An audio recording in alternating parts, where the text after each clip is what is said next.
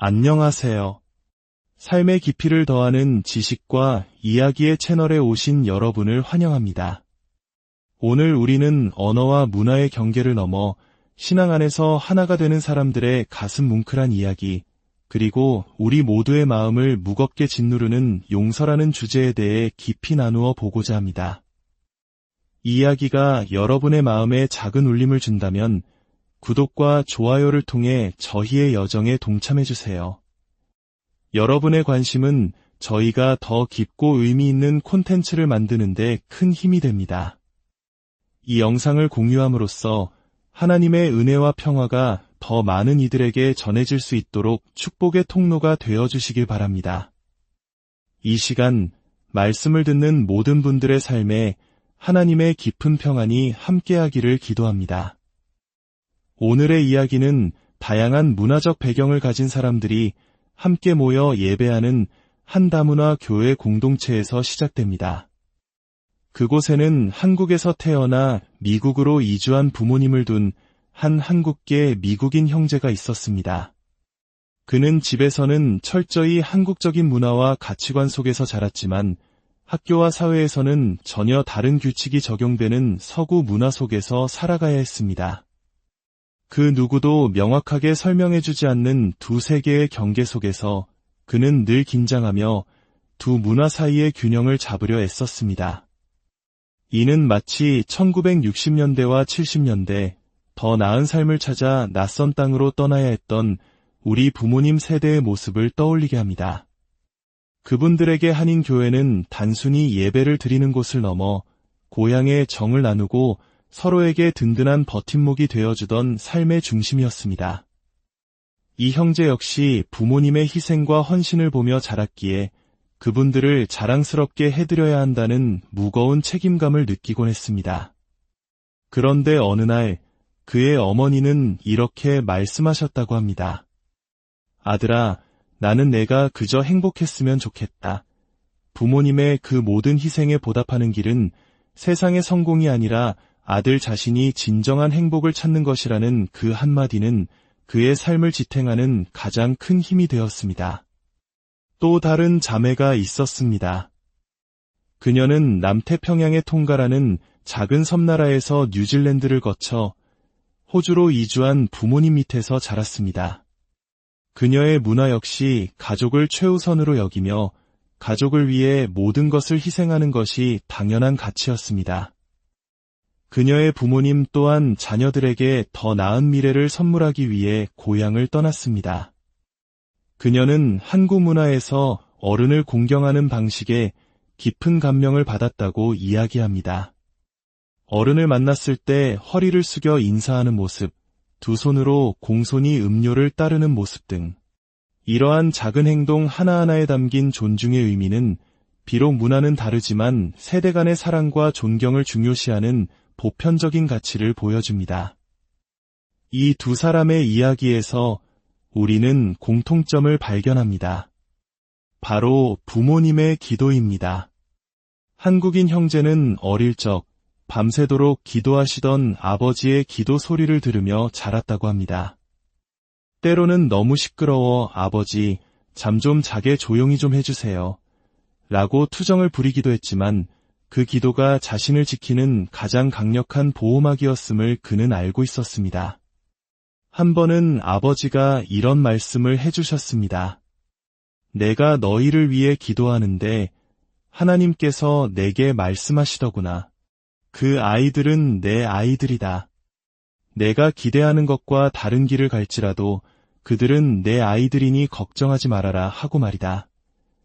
이 말을 들은 후 그는 언제나 아버지가 자신을 위해 기도하고 계심을 믿으며 살아갈 수 있었습니다. 통가 출신의 자매 역시 지금의 자신은 수십 년간 쌓아온 부모님의 신실한 기도의 결과물이라고 고백합니다.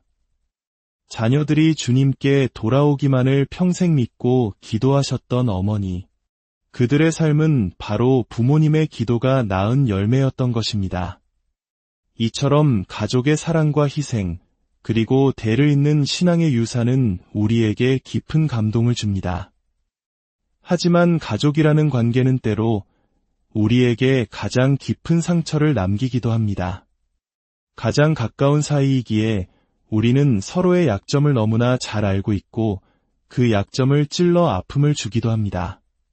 사랑하기에 기대하고 그 기대가 무너졌을 때 더 큰 실망과 원망을 품게 됩니다. 이러한 인간관계의 아픔 속에서 기독교 신앙의 핵심이자 가장 실천하기 어려운 가르침인 용서라는 주제를 마주하게 됩니다. 한 목사님이 단상에 서서 성도들에게 묻습니다. 우리 중 누군가에게 상처를 받아본 적 없는 사람이 있습니까? 반대로 누군가에게 상처를 준 적이 단 한 번도 없는 사람이 있습니까? 침묵 속에서 우리 모두는 정직하게 답할 수밖에 없습니다. 우리 모두는 상처를 주고받으며 살아가는 연약한 존재라는 것을 말입니다.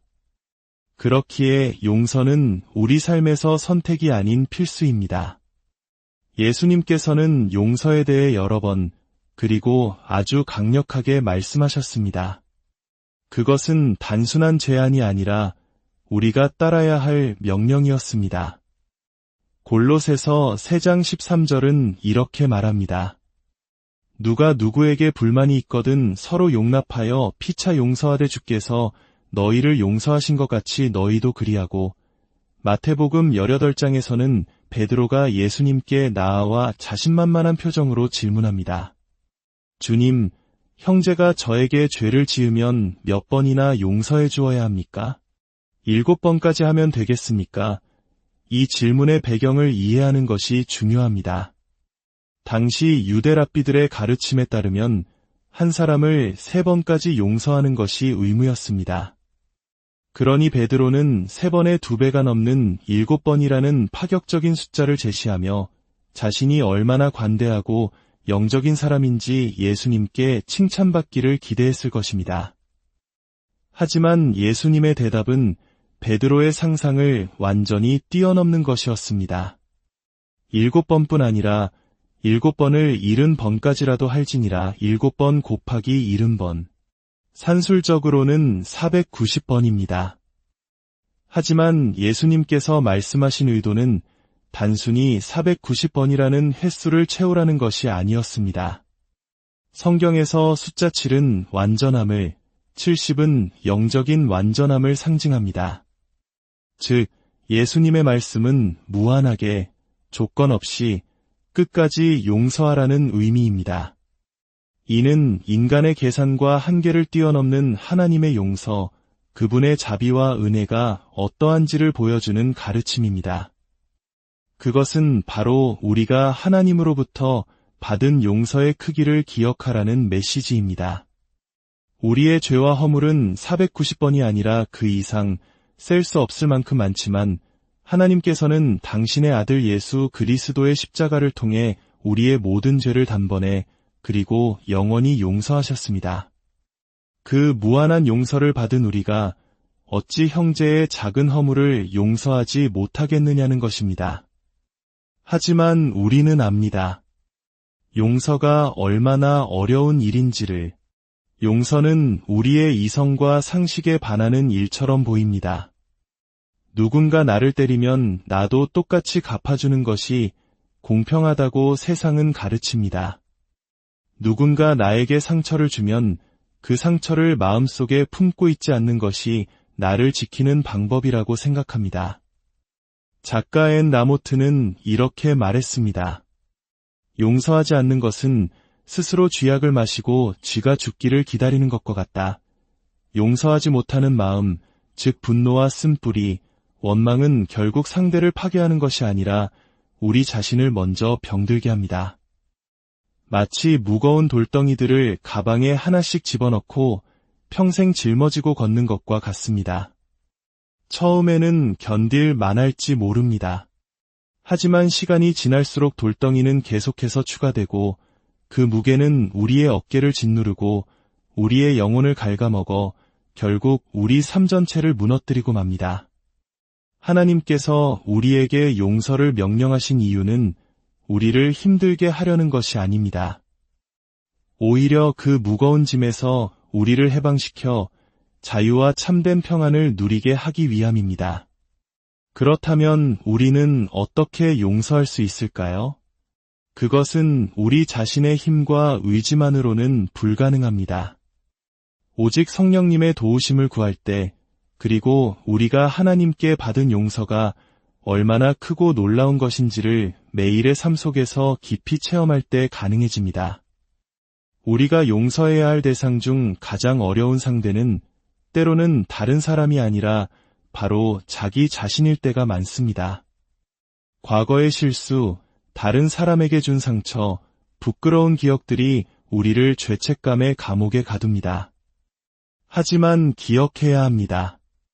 하나님께서는 우리의 모든 것을 아심에도 불구하고 우리를 여전히 사랑하시고 우리를 향한 기대를 저버리지 않으신다는 사실을 말입니다. 스스로를 깨끗하게 만든 후에야 주님께 나아갈 수 있다고 생각하지 마십시오. 샤워를 하기 위해 먼저 몸을 씻고 들어가는 사람은 없습니다. 우리는 있는 모습 그대로, 우리의 상처와 연약함 그대로 주님께 나아가야 합니다. 그분만이 우리를 깨끗하게 하시고 우리를 온전케 하시는 유일한 분이시기 때문입니다.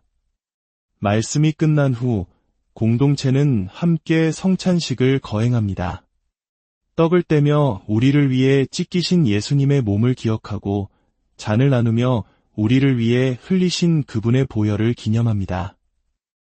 이 예식을 통해 우리는 그리스도의 용서가 없이는 단 한순간도 살아갈 수 없는 존재임을 다시 한번 고백합니다. 그리고 그 크신 사랑에 힘입어 우리도 서로를 용서하기로 결단합니다. 사랑하는 여러분, 혹시 여러분의 마음속에 용서하지 못하는 사람이 있습니까? 혹은 스스로를 용서하지 못해 괴로워하고 있지는 않으신지요? 오늘 그 무거운 짐을 주님 앞에 내려놓으시길 바랍니다. 그리고 기도하십시오. 주님, 제 힘으로는 할 수 없습니다. 도와주세요. 그 솔직한 고백이 바로 치유의 시작입니다.